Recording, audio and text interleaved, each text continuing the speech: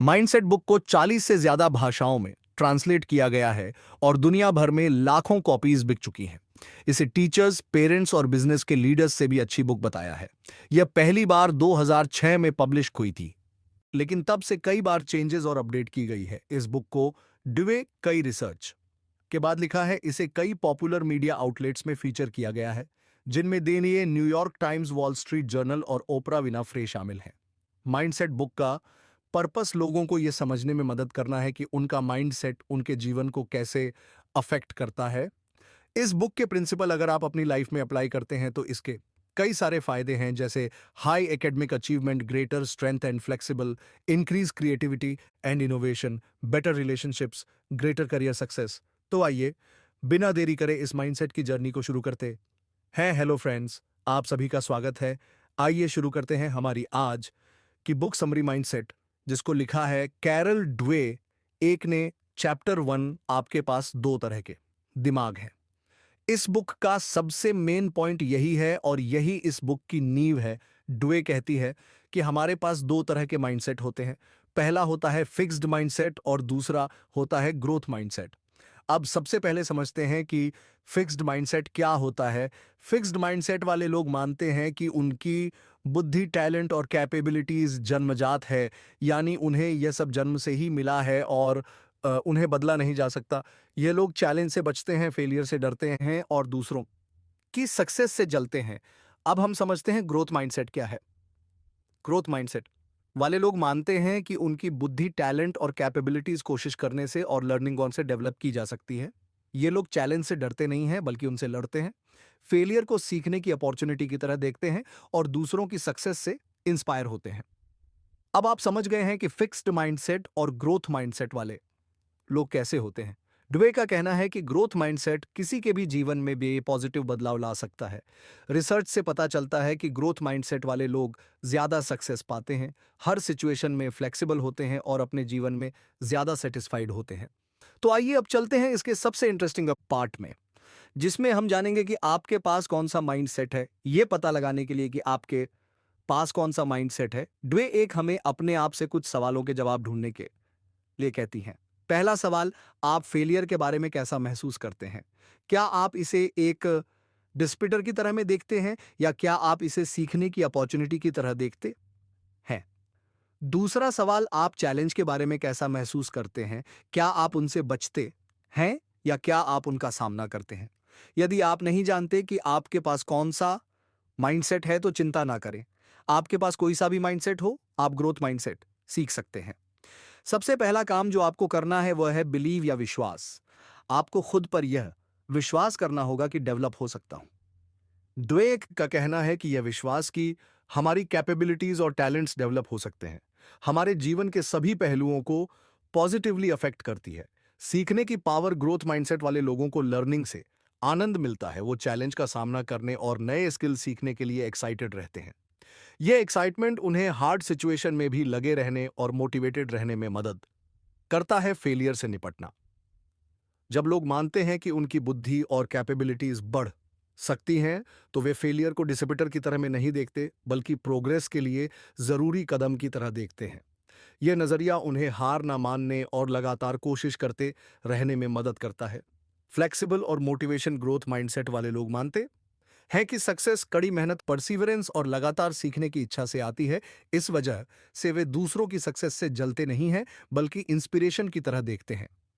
Developing environment बनाना, growth mindset ना केवल खुद के लिए बल्कि समाज के एनवायरनमेंट में भी पॉजिटिव इफेक्ट डालता है।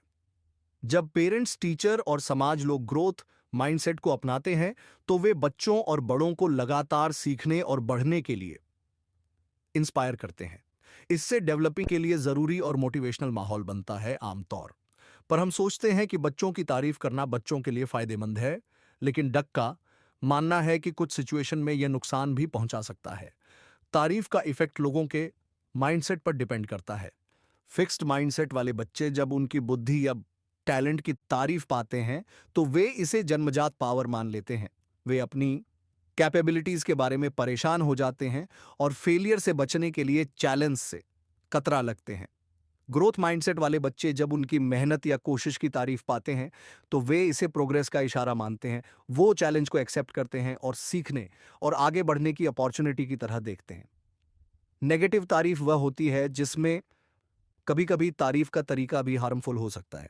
एग्जाम्पल के लिए, तुम कितने होशियार हो कहने से फिक्स्ड माइंडसेट को बढ़ावा मिलता है, जबकि तुमने कितनी मेहनत की है कहने से ग्रोथ माइंडसेट को बढ़ावा मिलता है। पॉजिटिव तारीफ वो होती है जो बच्चों को उनकी मेहनत, प्रोसेस और कोशिश की तारीफ करें। एग्जाम्पल के लिए, मुझे पसंद है कि तुमने हार नहीं मानी और कोशिश करते रहे। मुझे अच्छा लगा कि तुमने एक नया तरीका आजमाया। तुमने कितना सुधार किया है, यह देखकर मुझे गर्व है। इस तरह की तारीफ से बच्चों में ग्रोथ माइंडसेट डेवलप होता है और वे सीखने और बढ़ने के लिए इंस्पायर होते हैं।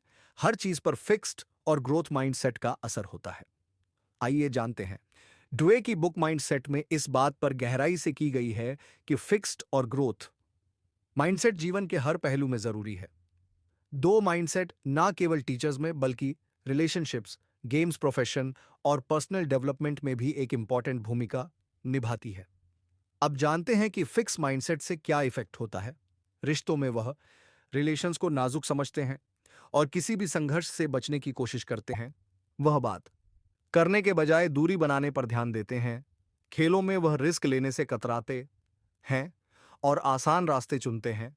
वह समझते हैं कि जीत तो सिर्फ टैलेंटेड लोगों को ही मिलती है और हारने वाले हमेशा कमजोर होते हैं। प्रोफेस में वह इनोवेशन और क्रिएटिविटी से बचते हैं। उन्हें लगता है कि उनके पास पहले से ही जितना ज्ञान है उतना ही काफी है। पर्सनल डेवलपमेंट में वह सीखने को एक डिफिकल्ट टास्क मानते हैं और कोशिश करने से कतराते हैं। वे अपनी क्षमता पर विश्वास नहीं करते और डेवलपमेंट करने के लिए खुद को आगे नहीं बढ़ाते। अब ग्रोथ माइंडसेट के इफेक्ट समझते हैं। दूसरी ओर, ग्रोथ माइंडसेट वाले लोग जीवन के हर पहलू में खुले दिमाग से चैलेंज का सामना करते हैं और फेलियर को सीखने की अपॉर्चुनिटी की तरह देखते हैं। रिश्तों में यह रिलेशंस को सीखने और बढ़ने के अवसर की तरह देखते हैं। यह बात करने पर ध्यान देते हैं। खेलों में यह चैलेंज और हार्ड प्रैक्टिस को एक्सेप्ट करते हैं। जीत को मेहनत का नतीजा मानते हैं और हार को बेहतर बनने के मौके की तरह देखते हैं। प्रोफेशन में यह इनोवेशन और क्रिएटिविटी को गले लगाते हैं, लगातार सीखने और डेवलपमेंट करने की कोशिश करते हैं। पर्सनल डेवलपमेंट में यह सीखने को एक सुखद अनुभव मानते हैं और सीखने के लिए लगातार कोशिश करते हैं। यह अपनी क्षमता पर विश्वास करते हैं और खुद को आगे बढ़ाते हैं। अब हम बात करेंगे कि कैसे परफेक्शनिस्ट एम्पायर का मुंबई माँ हमें पीछे खींच सकता है। अगर सिंपल शब्दों में बताऊं तो परफेक्शनिस्ट एम की वाय मतलब हर चीज को सही करने का जुनून और फेलियर का डर। परफेक्शनिस्ट एम वाले लोग अक्सर चैलेंज से बचते हैं। कई बार ये लोग छोटी छोटी बातों के लिए भी खुद को शर्मिंदा मानते हैं और ये लोग लाइफ को अच्छे तरीके से एंजॉय भी नहीं कर पाते। ग्रोथ माइंडसेट को अपनाकर हम परफेक्शनिस्ट के इफेक्ट को कम कर सकते हैं। अगर आपको हमारी बुक समरी अच्छी लग रही है तो बुक इनसाइडर को सब्सक्राइब करना ना भूले। जैसे ऐसे गोल सेट करो को आपको डेवलपमेंट दे। अगर आप कोशिश भी कर रहे हैं किसी काम को करने की तो उसकी तारीफ करें, गलतियों से सीखें, छोटे कदम उठाएं और आगे बढ़े। अब हम बात करने वाले हैं चैप्टर 2 के बारे में, जो है putting growth mindset to work. इसमें सबसे पहले जानेंगे कि स्पोर्ट्स या गेम्स में कैसे इसका यूज किया जाए। किसी भी स्पोर्ट्स में प्लेयर का माइंडसेट उसकी परफॉर्मेंस, मोटिवेशन को इफेक्ट करता है। तो जो फिक्स्ड माइंडसेट वाला प्लेयर होता है वह अपने टैलेंट को जन्मजात मानते हैं और इसे सुधारने के लिए कोशिश नहीं करते।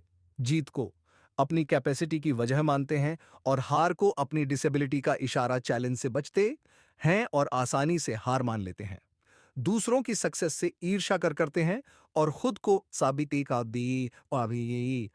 करने के लिए दबाव महसूस करते हैं। वहीं पर जो ग्रोथ माइंडसेट वाला प्लेयर होता है वह मानते हैं कि उनकी कैपेबिलिटीज कोशिश और प्रैक्टिस से डेवलप हो सकती हैं। गलतियों और फेलियर को सीखने की अपॉर्चुनिटी है। यह प्लेयर चैलेंज को एक्सेप्ट करते हैं और उन्हें सुधार का रास्ता मानते हैं। दूसरों की सक्सेस से इंस्पायर होते हैं और उनसे सीखने की कोशिश करते हैं। असफलता उन्हें और मेहनत करने के लिए इंस्पायर करती है। स्पोर्ट्स में सक्सेस टैलेंट पर ही डिपेंडेंट नहीं है, बल्कि मेहनत, परविश और सही माइंडसेट पर भी डिपेंड है। ग्रोथ माइंडसेट वाला प्लेयर लगातार सुधार करने और चैलेंज का सामना करने के लिए इंस्पायर रहता है। फेलियर को हार की तरह में नहीं बल्कि सीखने की अपॉर्चुनिटी की तरह देखना इंपॉर्टेंट है।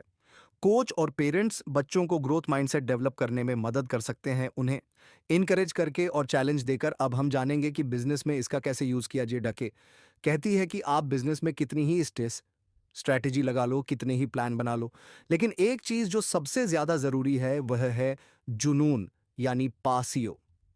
अगर आपके अंदर किसी तांते भी बिजनेस या काम को करने का जुनून नहीं है, तो वह काम करना बेकार है। पहले समझते हैं कि जुनून क्या है। जुनून बेसिकली वो आग है जो आपके अंदर होती है किसी भी काम को करने के लिए। फिर चाहे कितनी भी परेशानियां क्यों ना हो, आप उस काम करते जरूर है। आखिर जुनून क्यों जरूरी है, आइए जानते हैं। जुनून आपके अंदर वो फ्लेक्सिबल लाता है जिससे आप अपने आप को हर सिचुएशन में एडजस्ट कर सकते हैं। जुनून इनोवेशन को जन्म देता है। जुनून दूसरों को भी मोटिवेट करता है। अब हम माइंडसेट को रिलेशनशिप के बारे में समझेंगे। अगर आपका साथी किसी नए स्किल को सीखने की कोशिश कर रहा है, तो उन्हें इनकरेज करें और सपोर्ट दें। उन्हें चैलेंज का सामना करने में मदद करें और उन्हें सीखने के लिए जरूरी रिसोर्सेज प्रोवाइड करें। दोस्तों, अगर आपको हमारी वीडियो पसंद आती है और आप हमें सपोर्ट करना चाहते हैं, तो आप हमारी मेंबरशिप खरीद सकते हैं। यदि आपके बीच एक झगड़ा होता है, तो झगड़े के रीजंस पर चर्चा करें और उन प्रॉब्लम्स को आपका हल करने के लिए काम करें। अगर आपका साथी कुछ हासिल करता है, तो उसकी अप्रिसिएशन करें और उसकी सक्सेस पर खुश हो।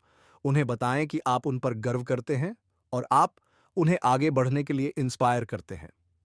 अगर आप पेरेंट्स हैं, तो आप अपने बच्चों में कैसे ग्रोथ माइंडसेट डेवलप कर सकते हैं, आइए जानते हैं। डुए माता पिता को अपने बच्चों में ग्रोथ माइंडसेट डेवलप करने में मदद करने के लिए सुझाव देती है। माता पिता अपने बच्चों की तारीफ के तरीके से इंपॉर्टेंट भूमिका निभाते हैं। फिक्स्ड माइंडसेट को बढ़ावा देने वाली तारीफ, जैसे तुम कितने होशियार हो या तुम एक जीनियस हो, बच्चों को इंटेलिजेंट के लेवल पर फंसने का कारण बन सकती है। इसके बजाय डक कोशिश और प्रोग्रेस की तारीफ करने की सलाह देती है, जैसे तुमने उस समस्या को हल करने के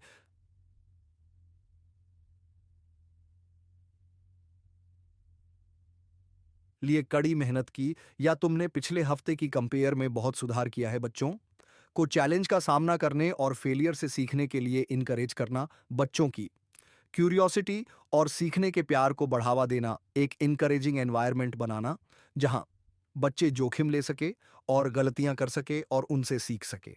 और अगर आप भी अपने माइंडसेट को ग्रोथ माइंडसेट में बदलना चाहते हैं, अपने माइंडसेट के बारे में जागरूक बने। उन सिचुएशन पर ध्यान दें जहां आप फिक्स्ड माइंडसेट का यूज कर रहे हैं।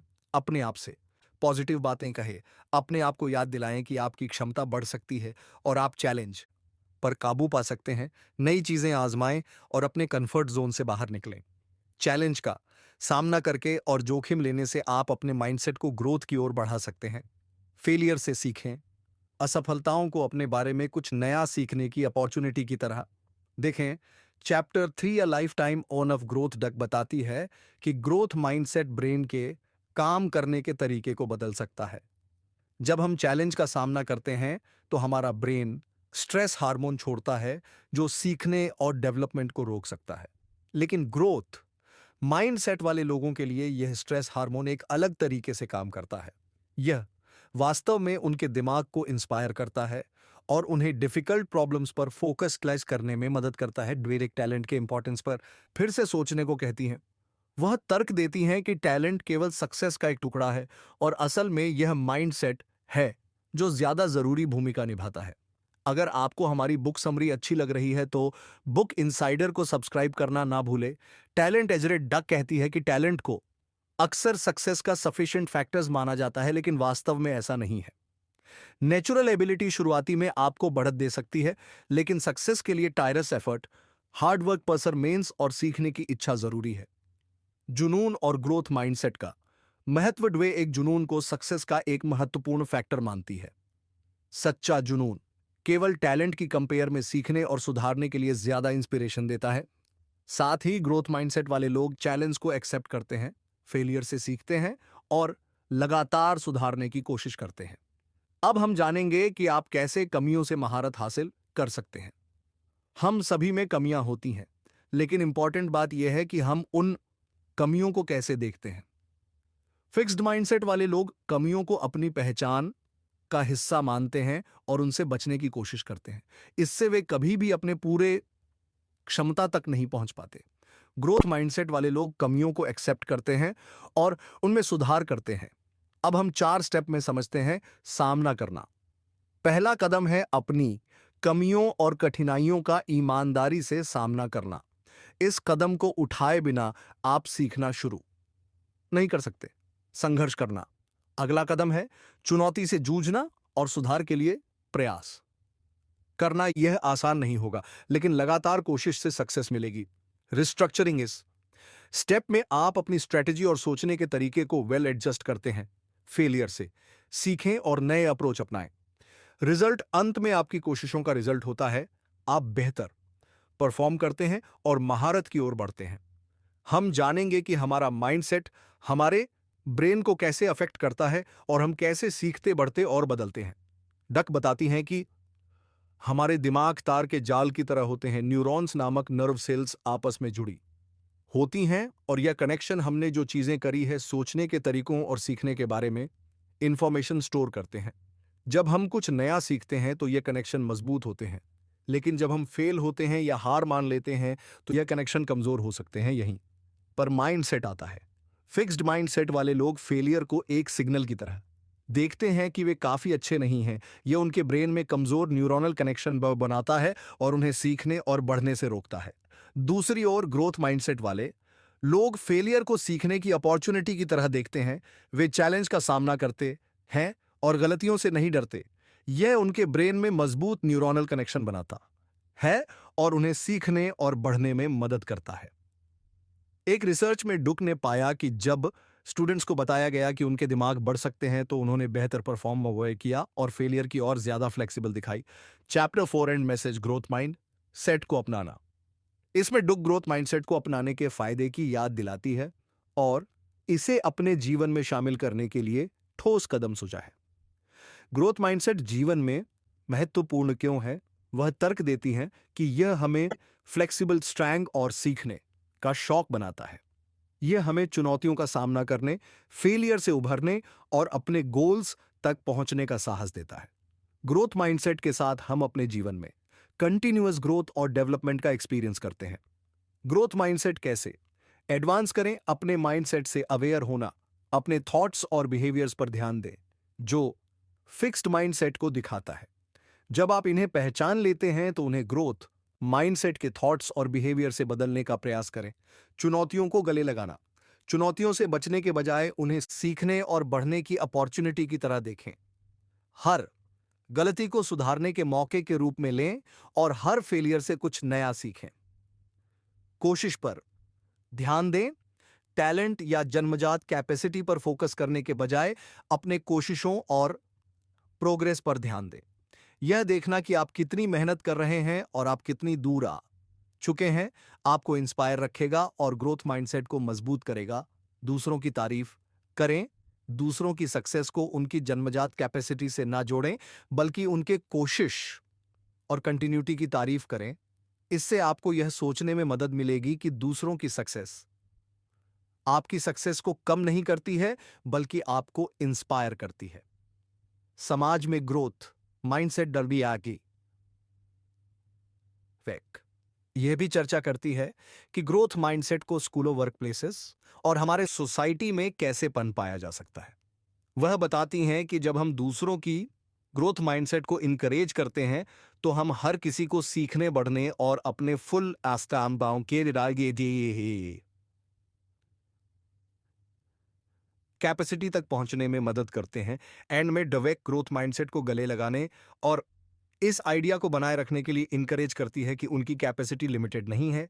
वह हमें चुनौती देती है कि हम लगातार सीखते रहे, बढ़ते रहे और जीवन में आने वाले अवसरों का स्वागत करें। तो फ्रेंड्स, यह थी हमारी आज की बुक समरी। आपको कैसी लगी कमेंट करके जरूर बताएं और धन्यवाद आपका समरी एंड तक सुनने के लिए।